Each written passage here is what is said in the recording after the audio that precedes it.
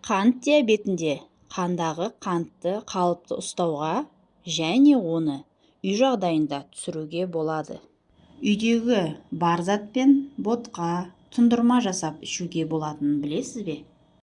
5 дана гранатты алып, жуып, ашып, қабығын кептіріп, ұнтақтап, оған 2 ас қасық куркума қосып, араластырып, әр тамақтың алдында 1 шай қасықтан жеп отыру керек. Келесі лавр жапырағынан тұндырма жасаймыз. Ол үшін бізге 12 дана лавр жапырағы керек. 200 грамм суға қосып, 10 минуттай қайнатып, тұндырып, дайын болған тұнбаны тамақ алдында килограмм ішіп отыру керек. Бұл тұндырма қандағы қантты түсіруге және қалыпты ұстап тұруға көмектеседі. Келесі 200 грамм айранға 1 ас қасық гречка қосып, араластырып, қақпағы жабылатын ыдысқа салып, түнге қою керек.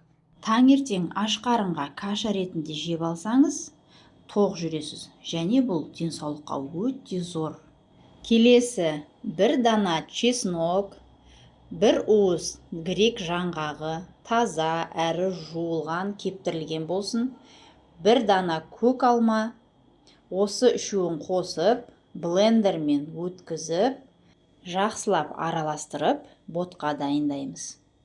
Одан кейін 100 грамм зәйтүн майын қосып, араластырып, қақпағы жабылатын ыдысқа салып, тоңазытқышқа сақтап қоямыз. 1 стакан ыстық суға 1 шай қасық қоспаны қосып, таңертеңгісін аш қарынға ішеміз.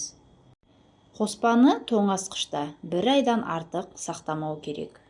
Менің кеңестерім ұнаса, лайк басып, комментарий жазып кетіңіздер. Достарыңызға таратыңыздар.